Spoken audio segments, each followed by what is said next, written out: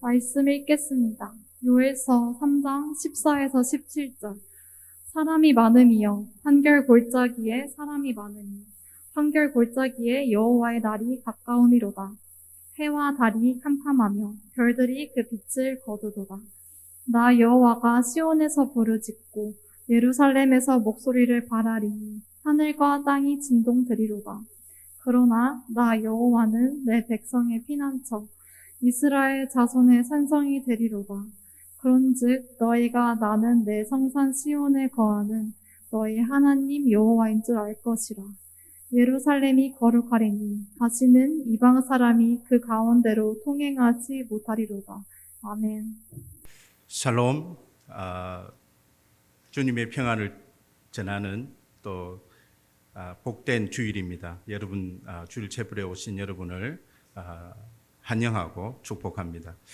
지난 한 주 여러분 어떠한 삶들을 또 살아왔는지 모르겠습니다. 지난 한 주는 각 대학별에 보면 이제 5월이라서 축제의 기간으로 많은 대학들이 그런 시간들을 가지고 있고 드디어 이제 오프라인에 적응하고 있는 많은 신입생들 또 대학의 생활들을 경험하는 많은 그러한 학생들의 모습들을 보게 됩니다. 그러나 여전히 우리의 삶 속에 해결되지 못하는 또 불안한 결핍의 영역들이 있다고 봅니다. 바로 구원과 관련된 문제인 것 같습니다.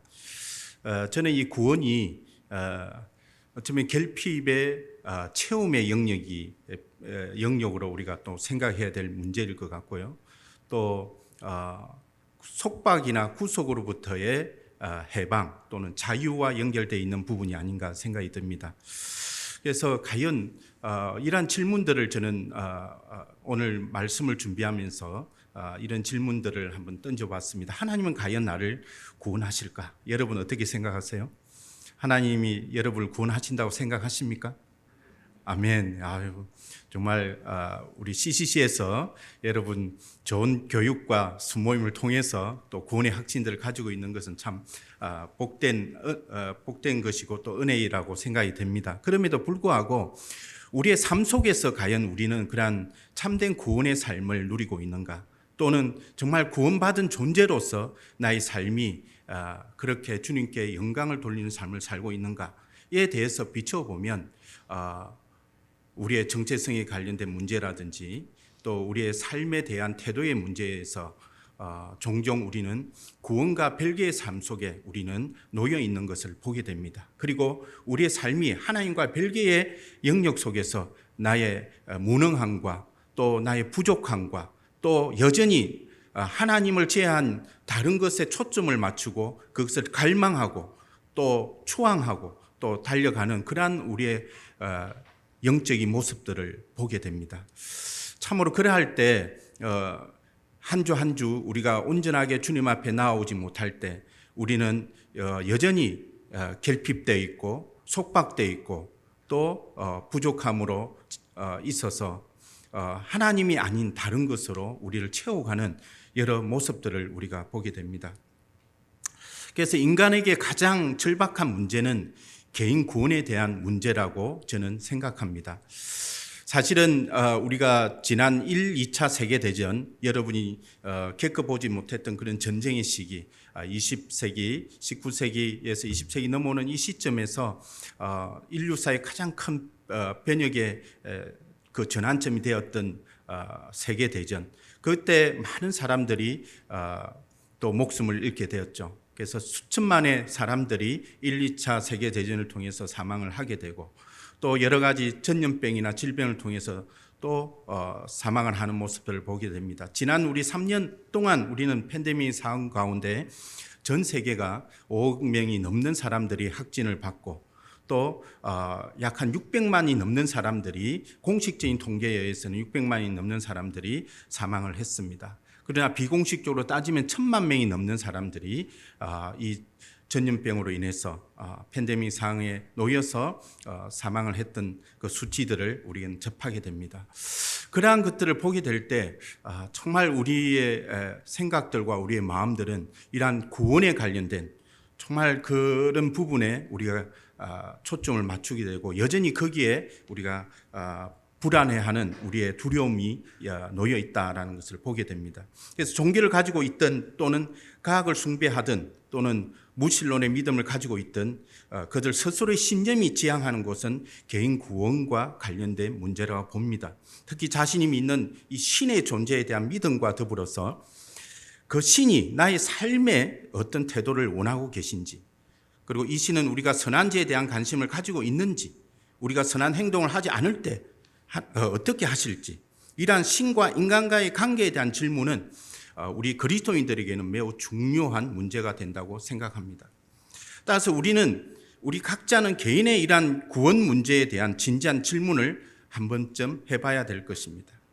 그리고 이러한 질문들 속에 하나님은 과연 나를 구원하실까에 대해서 오늘 이 주일 채플의 시간을 통해서 다시 한 번 더 자문하는 시간이 되기를 바랍니다. 오늘 우리가 함께 보는 금방 이 말씀에 나오는 이 선지서는 요엘서입니다. 이 요엘이라는 이 이름의 뜻은 여호와는 하나님이시다라는 의미입니다. 그리고 그의 아버지 버두엘은 하나님의 성실이라는 의미로 그의 가정이 아마도 추측하건대 경건한 가문으로 이루어졌던, 어쩌면 또 제사장의 집안이 아니었던가에 대해서 한번 생각해 볼 수가 있습니다. 그래서 요엘서는 하나님은 누구를 구원하실까라는 중요한 질문에 대답하는 데 도움을 주고 있습니다. 사실 이 요엘서는 다른 선지서와 다르게 구체적인 역사적 배경에 대한 정보가 나타나 있지 않습니다.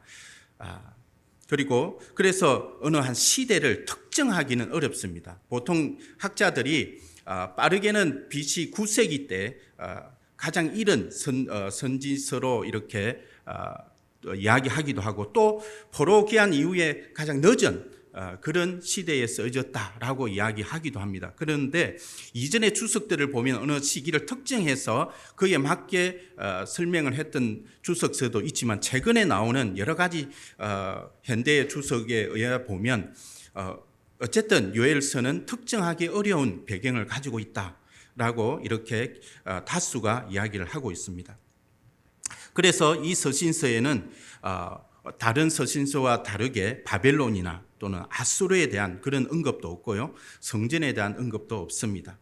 따라서 이 요엘서의 저자의 그러면 의도는 뭐에 초점을 맞추고 있을까? 요엘서가 담고 있는 이 메시지는 사실은 대대로 전달될 수 있도록 하는데 그 목적이 있다고 봅니다. 왜냐하면 요엘서 1장 3절에 보니까 너희는 이 일을 너희 자녀에게 말하고 너희 자녀는 자기 자녀에게 말하고 그 자녀는 후세에게 말할 것이라는 바로 이 여호와의 말씀, 요엘서 1장 1절에서 이는 여호와의 말씀이다라고 이야기하면서 이 말씀을 어떻게 전해야 될 것인가에 대한 그런 명령을 하고 있는 것을 보게 됩니다.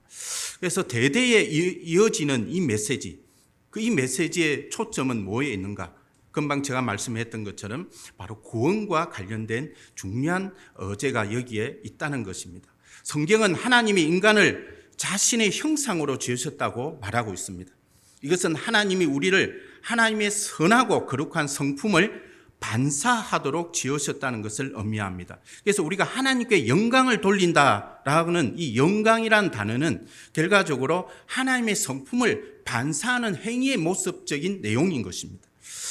그러나 인간의 타락으로 하나님을 거역하고 또 죄를 범함으로써 이 하나님의 성품을 반사하지 못하게 된 것입니다. 요엘서 1장과 2장은 바로 그러한 하나님의 성품을 반사하지 못한 사람들에 대한 내용들을 담고 있는데요. 특히 1장과 2장은 바로 남유다의 그러한 하나님의 성품의 결핍, 하나님의 성품의 부족함, 하나님의 성품에 나아가지 못하는 이 유다 백성들에 대한 초점의 메시지가 있고요. 또 3장은 유다 백성뿐만 아니라 그 주변에 있었던 많은 민족들에 대한 그러한 심판의 메시지가 함께 담겨 있으면서 우리로 하여금 구원으로의 초점을 맞추게 하고 있습니다. 그래서 타락한 인간들이 범하는 제약된 형태들이 서술되어 있습니다. 그래서 구원은 결과적으로 무엇과 연결되어 있냐? 바로 죄악과 관련되어 있고 죄와 연결되어 있다라는 것입니다. 우리의 결핍, 우리의 부족함, 이런 모든 것들의 근원적인 문제는 어디로부터 출발되느냐? 바로 죄와 연결되어 있고 죄로부터 출발되어 있다. 그것은 결과적으로 우리가 창조 이래 그 타락의 영역 속에 놓여졌던 우리의 원죄의 그러한 후과가 지금 이어져 있는 것을 보게 됩니다. 그래서 우리가 함께 오늘 본문의 말씀도 3장 말씀을 배경으로 읽었는데요. 그 3장 말씀을 먼저 보도록 하겠습니다. 3장 3절과 5절, 6절에 우리가 이렇게 보면 이스라엘의 주변 민족들인 두로와 시돈 그리고 블레셋이 저지른 약탈과 학대와 학살의 죄악들이 열거되어 있습니다. 실제로 우리가 잘 아는 이 북이스라엘은 BC 721년에 이 아수르에게 멸망을 당합니다. 그리고 그때 당하고 나서 이 북이스라엘에 거주했던 백성들은 바로 주변 나라들로 또 흩어지게 됩니다.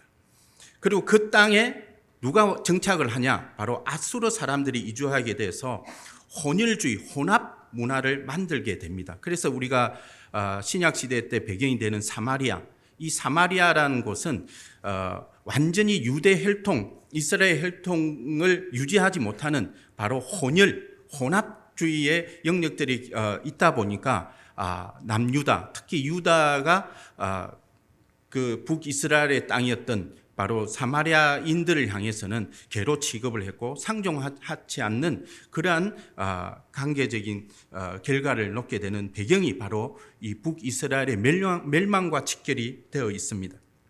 그래서 이 아수르의 식민 정책은 뭐냐? 바로 민족 문화의 말살 정책에 기인하고 있는 것입니다. 이러한 민족들에게 하나님은 오늘 전쟁을 준비할 것을 명합니다. 하나님 먼저 청합니다. 자, 너희들이 빨리 무장해서 쳐들어와라, 와라 이렇게 이야기하고 있습니다. 지금 이 요엘서 3장을 잘못 해석하면 하나님의 군대가 모집되는 것에 대한 근거로 읽히기 쉽는데요. 사실은 그와 정반대의 영역입니다.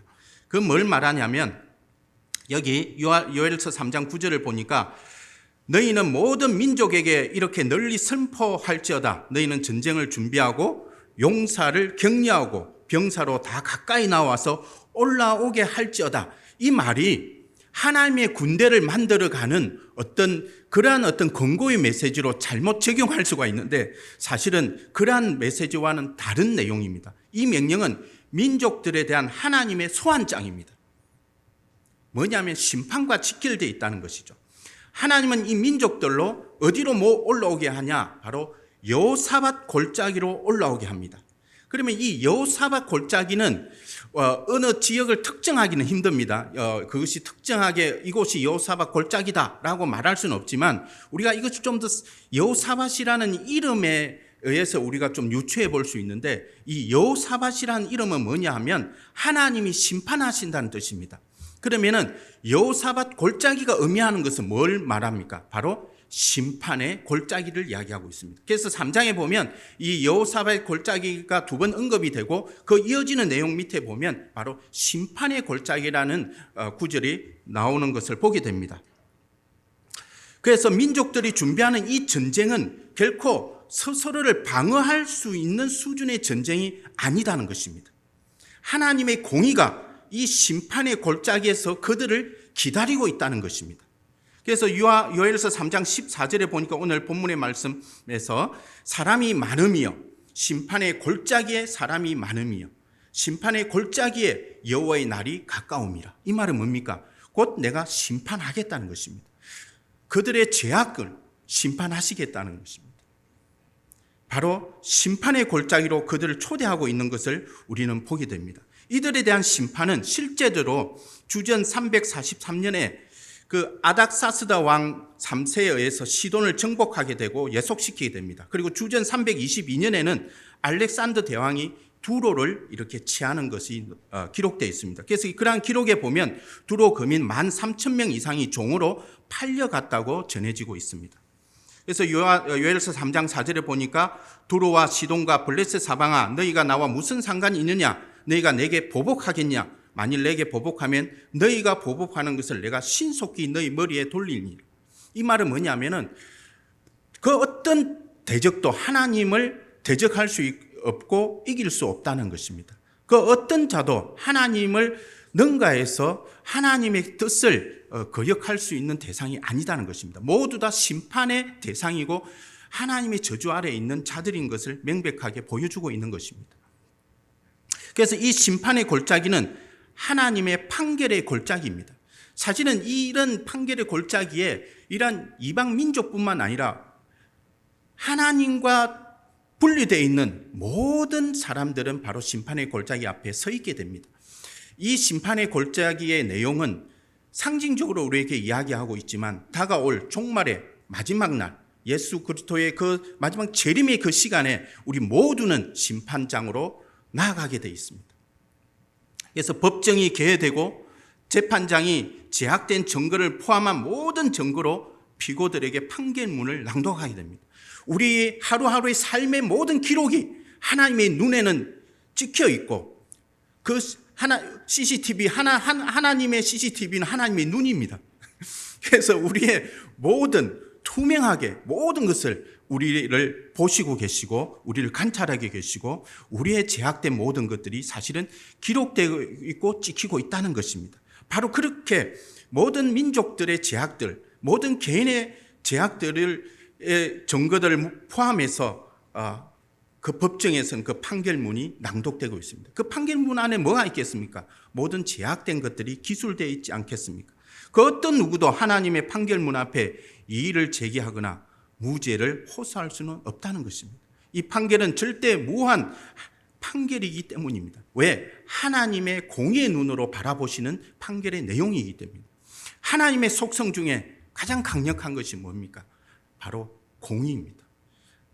그리고 또 하나의 속성은 사랑이지만 어쨌든 지금 이 법정 앞에서는 하나님의 공의가 역사되어지고 심판의 대상으로 우리를 불러 모았다는 것을 보게 됩니다.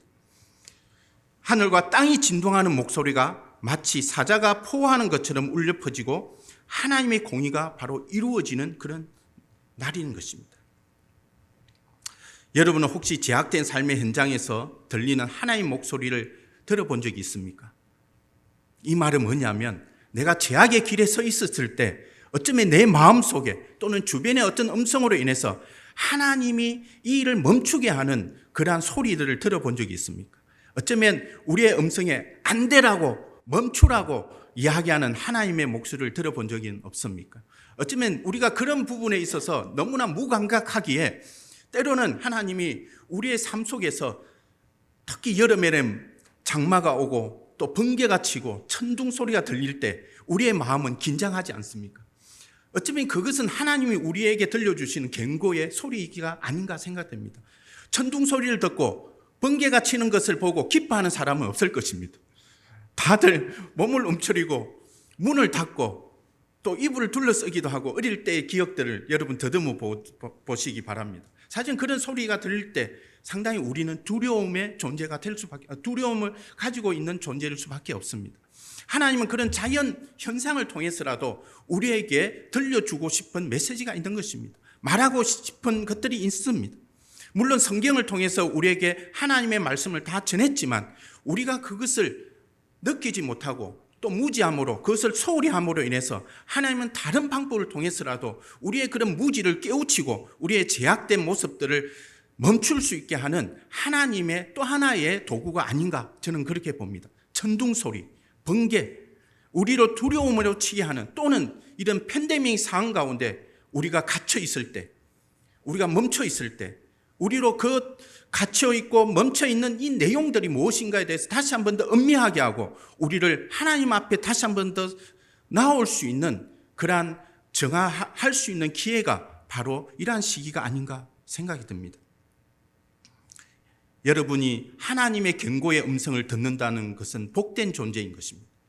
아직도 하나님의 경고의 소리를 듣지 못하는 자들에게는 그 무엇보다도 정말 슬픈 영역입니다.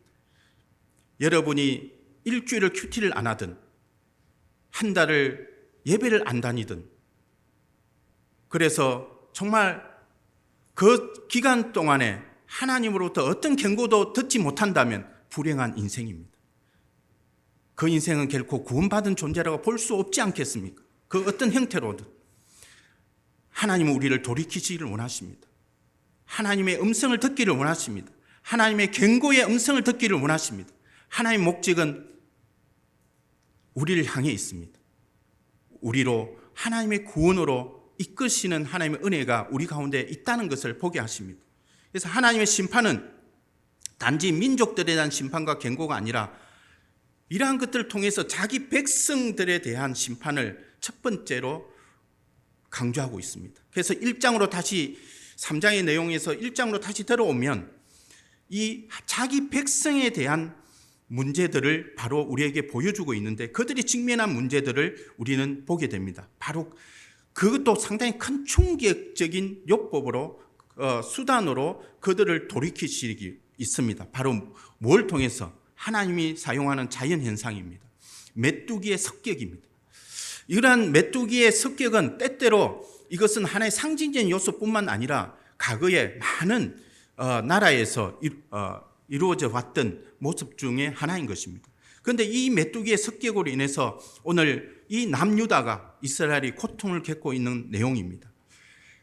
요엘서 1장 4절에 보니까 팥중이가 남긴 것을 메뚜기가 먹고 메뚜기가 남긴 것을 너치가 먹고 너치가 남긴 것을 항충이 먹었도다. 뭐냐면 완전히 다 소멸시켰다는 것입니다. 모든 음식이 다 소멸되고 없어졌다는 것을 이야기하고 있습니다. 이것으로 인해서 포도나무와 무화과나무, 이 포도나무와 무화과나무는 바로 그 당시 이스라엘 풍요와 번영의 의미인 것입니다. 이 포도나무와 무화과나무를 긁어서 맑게 벗겨서 버렸다고 말하고 있습니다. 그들이 즐겨 마시던 이 포도주도 끊기게 됩니다. 포도주가 끊기게 되면 어떤 현상이 일어납니까? 연회가 사라집니다. 연회장이 없어집니다. 함께 즐길 수 있는 그룹이 없어집니다. 즐거움이 없어집니다. 기쁨이 없어지는 것입니다.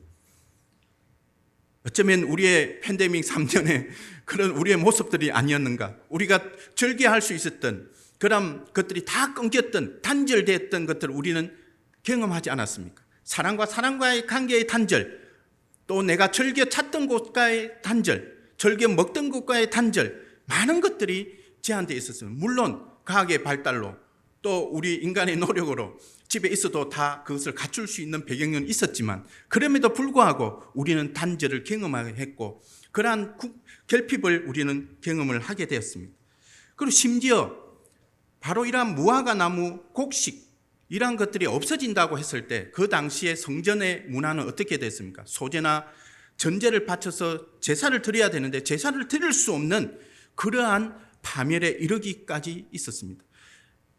우리 인간의 결핍뿐만 아니라 우리 인간에게 필요한 것들뿐만 아니라 인간이 하나님을 향한 예배의 전으로 나아가는 행위에조차도 멈추게 되는 그런 모습들을 보게 됩니다. 지난 3년의 이 팬데믹이 그러한 것을 우리에게 보여주고 있었습니다. 오늘 우리는 다시 한번 비록 아직까지는 마스크를 쓰고 예배를 드리고 있는 모습으로 서 있지만 정말 하나님께 나아가는 것이 이토록 어려운 영역이었는지 우리는 친히 경험을 했습니다. 우리는 이것을 깨달아야 됩니다. 하나님이 이걸 통해서 우리에게 무엇을 말하고 싶으신가? 하나님은 우리를 향한 여전한 관심을 가지고 있습니다. 하나님은 여전히 우리와 함께 하시기를 원하고 계시다는 것입니다.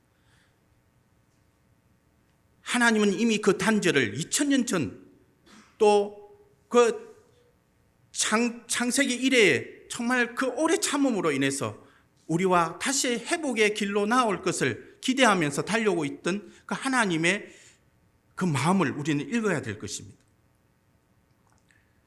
먹을 것이 우리 눈앞에 끊어지지 아니하였느냐? 기쁨과 즐거움이 우리 하나님의 성전에서 끊어지지 아니하였느냐?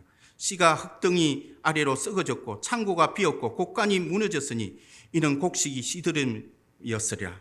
이것은 하나님의 백성이 바로 그러한 영적 무지와 영적 결핍과 영적 불순종으로 얻게 되는 결과인 것입니다. 비단 팬데믹의 어떤 자연 환경 또는 인간 환경에 의해서 조성되는 것뿐만 아니라 어쩌면 우리의 영적인 상태를 되돌아봤을 때 우리가 바로 이러한 현상에 이러한 삶 속에 노출되어 있거나 또 살아가고 있지 않는지 스스로를 한번 되돌아보는 시간이 되길 바랍니다.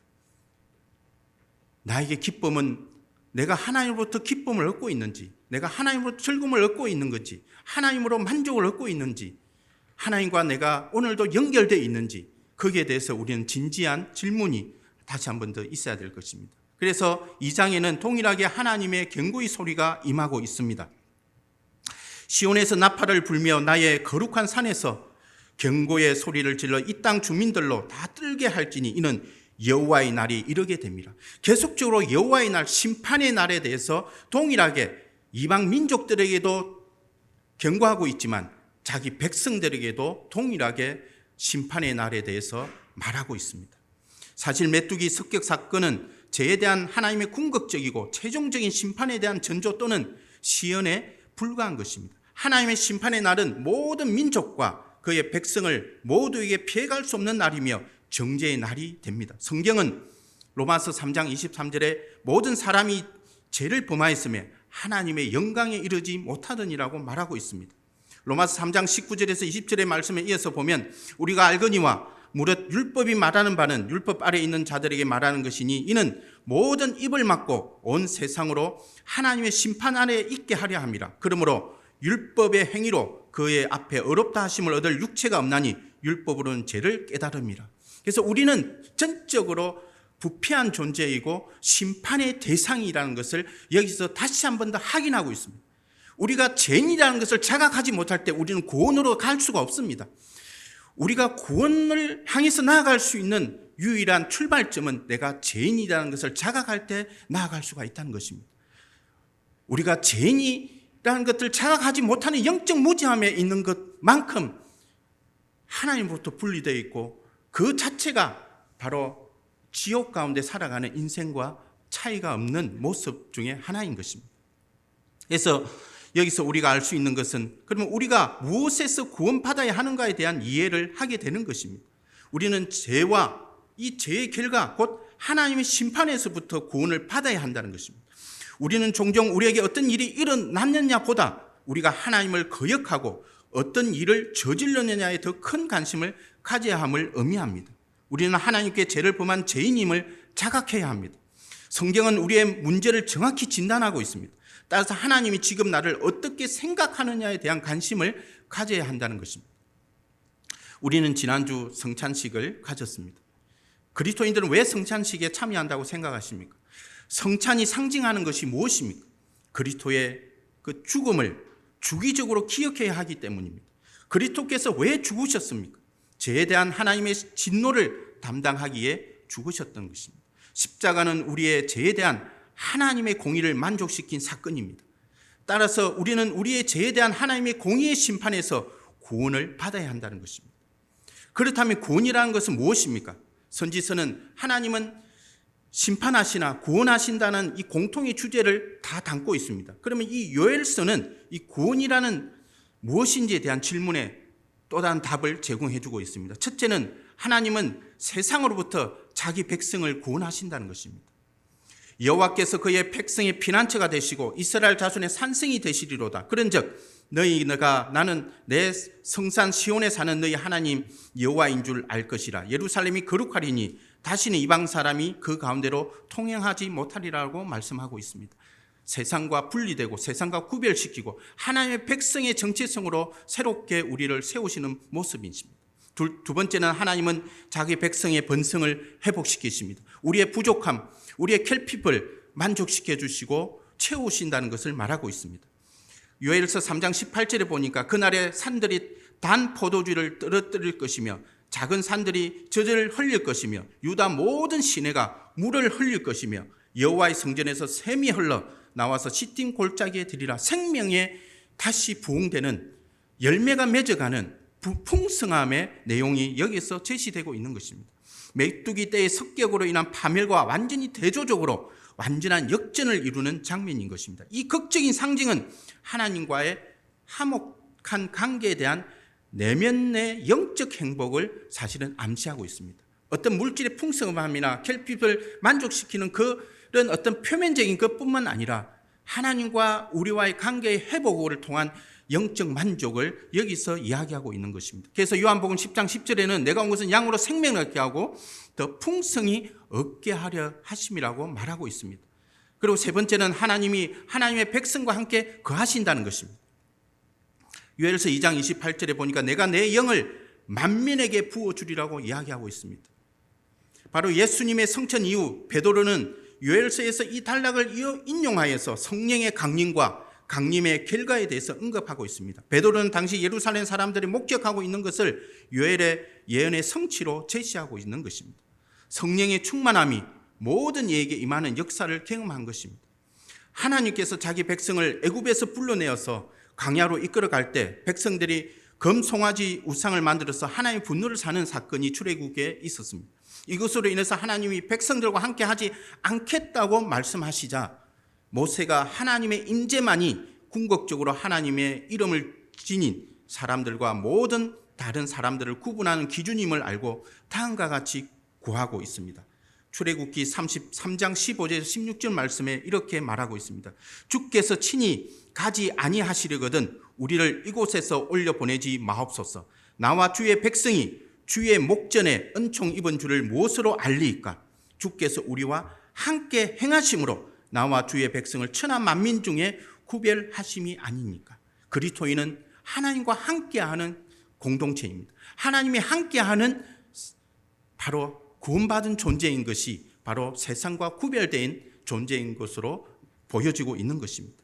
하나님이 약속하신 구원의 참된 핵심은 바로 하나님 자신과의 친밀한 관계입니다. 회복입니다. 구원은 하나님의 임재를 경험하는 것을 의미합니다. 여러분 구원받았습니까?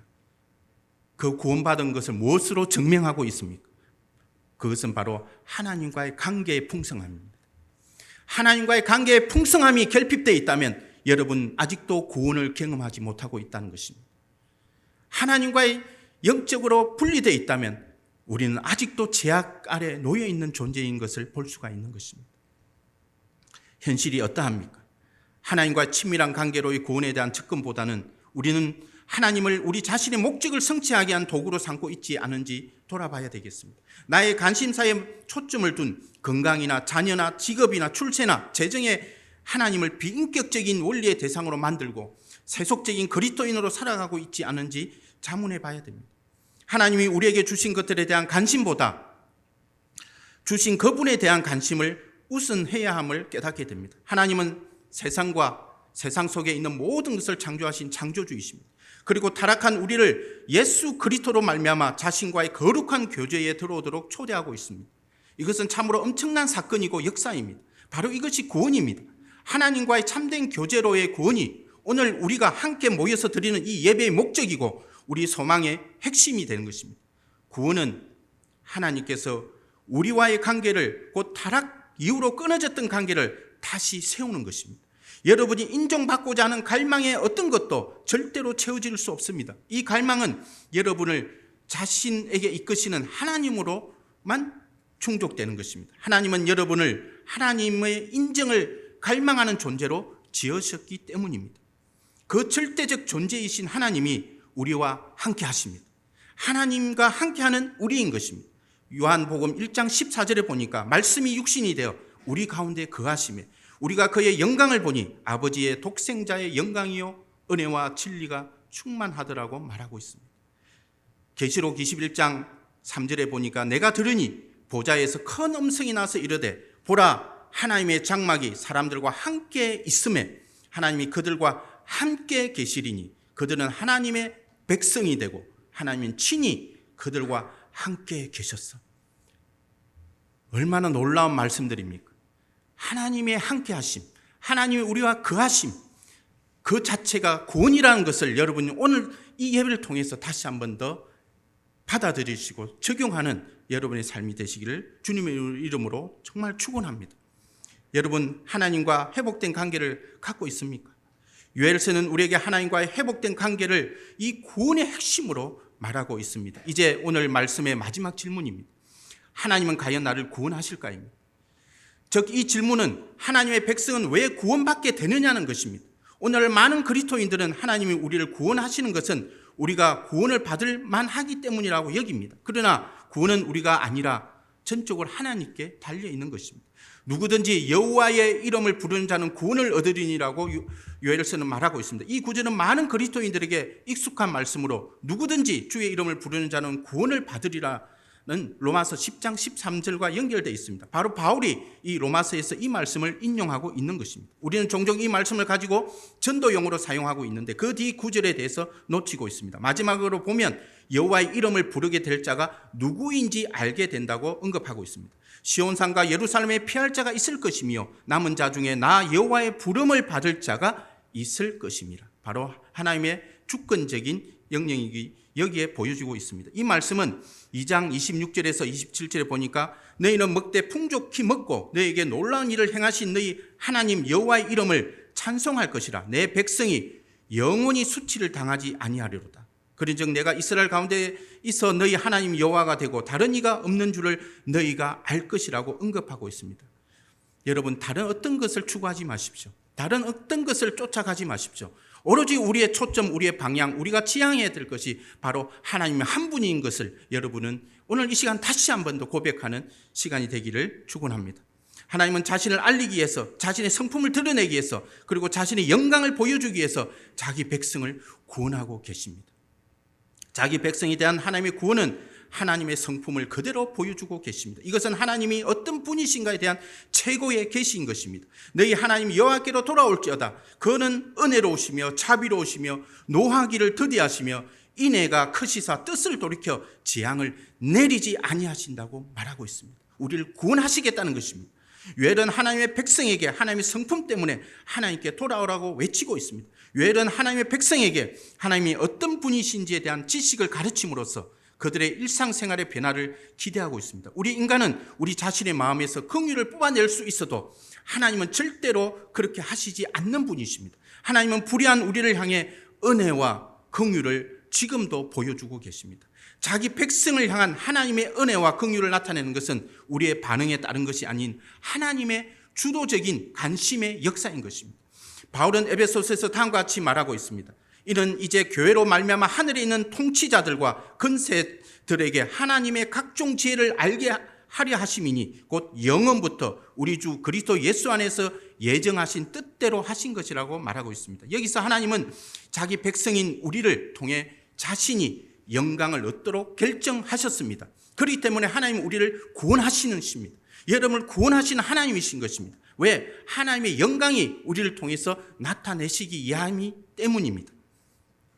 하나님은 자신의 이름을 위해 자기 백성을 구원하십니다.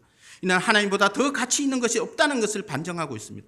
하나님의 주권적인 통치는 하나님의 성품이 드러나는 하나님의 관심이며 사랑인 것입니다. 따라서 우리는 하나님의 성품에 반응할 책임이 있습니다.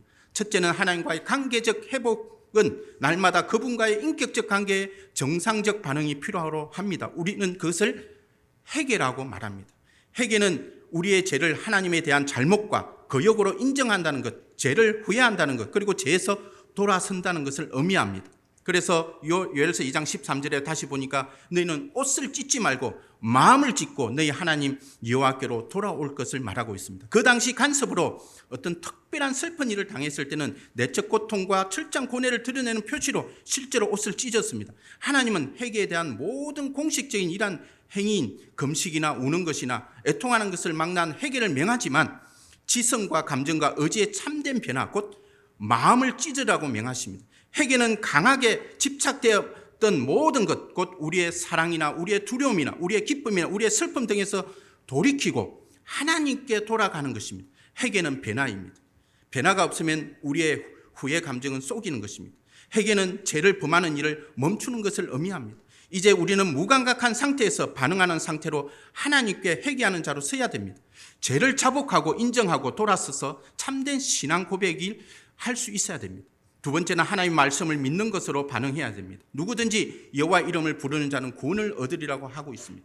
여기서 여호와 이름을 부른다는 것은 무슨 뜻일까요? 바울은 로마서에서 이 구절을 인용할 때 부르다는 말은 믿다, 신뢰하다는 말과 동의어로 사용하고 있습니다. 내가 만일 내 입으로 예수를 주로 시인하며 또 하나님께서 그를 죽은 자 가운데서 살린 것을 내 마음에 믿으면 구원을 받으리라. 사람이 마음으로 믿어 의에 이르고 입으로 시인하여 구원에 이르리라. 성경이 이르되 누구든지 그를 믿는 자는 부끄러움을 당하지 아니하리리. 유대인이나 헬라인이나 차별이 없다고 말하고 있습니다. 한 분이신 주께서 모든 사람이 주가 되사 그를 부르는 모든 사람에게 부요하시도다. 누구든지 주의 이름을 부르는 자는 구원을 받으리라. 이토록 하나님은 우리의 구원에 관심이 있고 우리를 구원하시고자 하는 그 의지는 강력합니다. 바로 그런 하나님 앞에 우리가 구원받은 존재이다면 우리는 하나님과의 관계의 정상화에 노력해야 된다는 것입니다. 그게 반응할 수 있어야 됩니다. 진정으로 변화된 삶을 여러분이 결단할 수 있어야 되겠습니다. 하나님을 부르는 것은 하나님을 신뢰하는 것입니다. 하나님을 부르는 것은 하나님께 기도하는 것이고 하나님을 자신의 주님으로 삼는 것이고 자신을 하나님의 소유로 인정하는 것입니다. 갈릴리 언덕에 십자가에 달린 두 명의 강도가 있습니다. 그중 한 명이 예수를 향해서 내가 그리스도가 아니냐, 너와 우리를 구원하라고 비방을 합니다. 그러자 나머지 한 명이 그 사람을 꾸짖어서 내가 동일한 정죄를 받고서도 하나님을 두려워하지 아니하느냐, 우리가 행한 일에 상당한 보응을 받은 것이니 이에 당연하거니와 이 사람이 행한 것은 옳지 않는 것이 없느니라 하고 예수께 외칩니다. 예수여, 당신의 나라에 임하실 때 나를 기억하소서. 이 죄인은 자기가 죄인인 것을 고백하고 예수님께 나아가는 내용인 것입니다. 그러자 이 예수께서 어떻게 반응하고 계십니까? 내가 진실로 내게 이르노니 오늘 내가 나와 함께 나그네 있느니라. 하나님은 누구를 구원하셨습니까? 자신의 죄를 회개하고 주님의 이름을 부르는 사람들입니다. 하나님은 여러분을 구원하셨습니까? 결론을 맺겠습니다. 요엘서에서 보여주는 이 구원은 하나님의 성품에 참여하는 것이고 그 성품에 반응한 삶을 의미하고 있는 것입니다. 참된 회개는 성령의 사람으로 우리를 거룩한 하나님의 자녀로 서게 하며 구원받은 그리스도인의 정체성을 확고히 하는 하나님이 우리에게 겸손의 공간으로 열어둔 이 하나님을 향한 인격적 교제 대화로 우리를 이끄신다는 사실을 오늘 이 아침에 다시 한 번 더 우리가 생각하고 오늘 이 구원에 관련된 이 질문 앞에 우리가 다시 한 번 더 고백하며 나아가는 이 시간이 되기를 주님의 이름으로 축원합니다. 함께 기도하겠습니다. 하나님 아버지 감사합니다. 참으로 세상이 어둡습니다. 세상이 힘듭니다.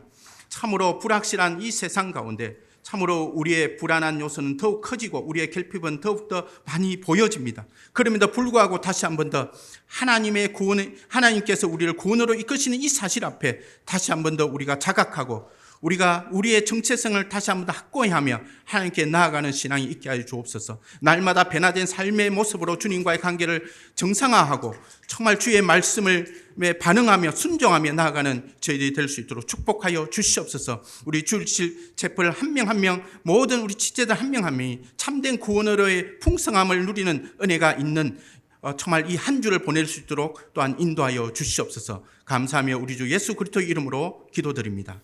아멘.